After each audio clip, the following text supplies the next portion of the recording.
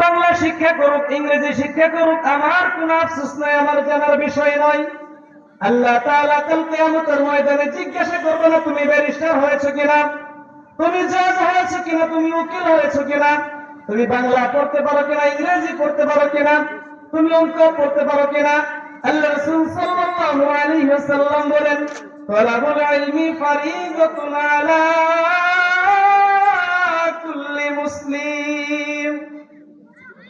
পৃথিবীর জমিনে যেই মানুষ ইসলাম গ্রহণ করবে, মুসলমান বলে যে নিজেকে আত্মপ্রকাশ করবে, মুসলমান বলে দাবি করবে, তার জীবনের শুরু লগ্নে সর্বপ্রথম আল্লাহ রাসূল সাল্লাল্লাহু আলাইহি ওয়াসাল্লাম বলেন, দ্বীনি ইলম শিক্ষা করা তার জন্য ফরজে আইন এবং ফরজ। দ্বীনি জ্ঞান তার জন্য শিক্ষা করা ফরজ করে দিয়েছেন আল্লাহ রাসূল। আমি জজ, ব্যারিস্টার, উকিল, মন্ত্রী, মিনিস্টার যে হই না কেন, আমাকে সর্বপ্রথম আমাকে নামাজ, আমার ওযু, আমার গোসল, আমার পবিত্রতা, আমার হালাল হারাম, মানুষের সাথে লেনদেন, কথাবার্তা, উঠা বসা সবগুলো আমাকে আগে শিখতে হবে। ধর্মীয় জায়গায় এসে, মারকাজে এসে, মাদ্রাসাগুলোতে গিয়ে আমাকে শিখতে হবে। তারই ধারাবাহিকতায় আমাদের এই মাদ্রাসা চালু হয়েছে সন্তানদেরকে কোরআন হাদিস মাসআলাগুলো শিক্ষা দেওয়ার জন্য। সর্বপ্রথম যে কাজ আল্লাহ রাসূল করতে বলেছেন সেই কাজ শিক্ষা দিতে হয়, শিক্ষা দেওয়ার জন্যই আমাদের এই মাদ্রাসা চালু করা হয়েছে।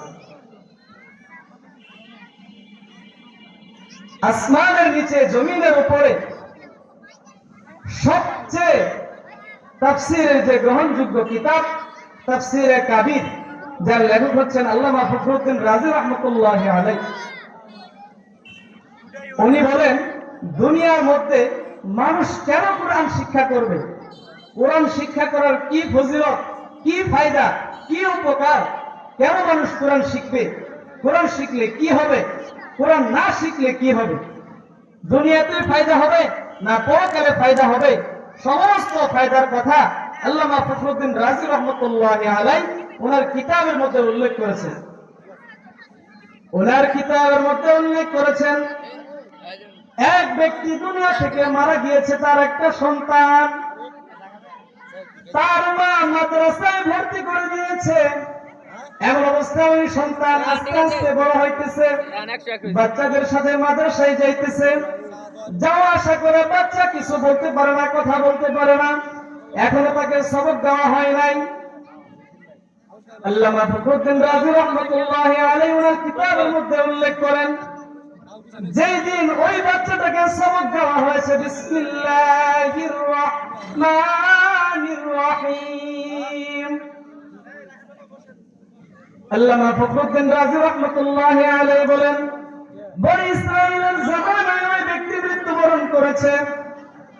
তৎকালীন যে নবী ছিলেন সেই নবী কবরের পার্শ্ব দিয়ে যাইতেছিলেন, সকালবেলা যাওয়ার সময় দেখলেন কবরের ভিতরে দাও দাও করে আগুন জ্বলতেছে।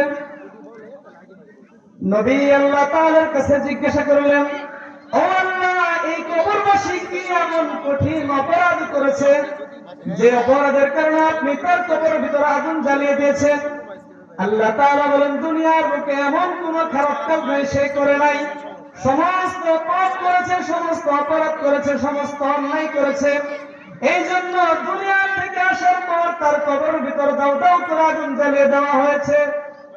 বিকেল বেলা সেই পয়গম্বর, সেই নবী তার কাজ শেষ করে ফিরে আসার সময় আবার কবরের দিকে তাকিয়ে দেখলেন, তখন দেখতেছেন সেই কবরবাসীর কবরে আর কোনো আযাব নাই, কবরের ভিতর আল্লাহ রাব্বুল আলামিন জান্নাতের বিছানা বিছিয়ে দিয়েছেন। সুবহানাল্লাহ। কেন? পয়গম্বর আল্লাহ তাআলার কাছে বললেন, আল্লাহ, সকালবেলা দেখলাম যে কবরের ভিতর দাউ দাউ করে আগুন জ্বলতেছে, এখন দেখি আবার এই কবরবাসী জান্নাতের বিছানায় ঘুমাইতেছে।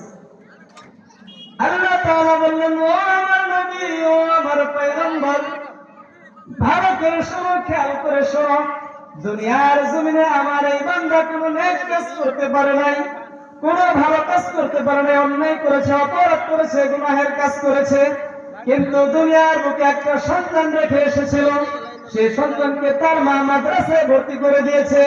আজকে যখন উস্তাদ তার মুখে জবানে বিসমিল্লাহির রহমানির রহিম এই সবক করে দিয়েছে, যে বান্দা, যে ছোট্ট বাচ্চা নাবালক অবস্থায় আমি আল্লাহ রহমান, আমি আল্লাহ রহিম এই নামগুলো বলতে পারে, আমি আল্লাহর দয়া লেগে গিয়েছে, আমি আল্লাহর মায়া লেগে গিয়েছে, তার সন্তান দুনিয়ার বুকে আমার নাম নিতেছে, আমি কিভাবে তার কবরে আযাব দিতে পারি? আমি আল্লাহর মন খুশি হয়ে গিয়েছে, আমি আল্লাহর সাথে সাথে তার কবরে আযাব মাফ করে দিয়ে তাকে জান্নাত দিয়ে দিয়েছি। সুবহানাল্লাহ।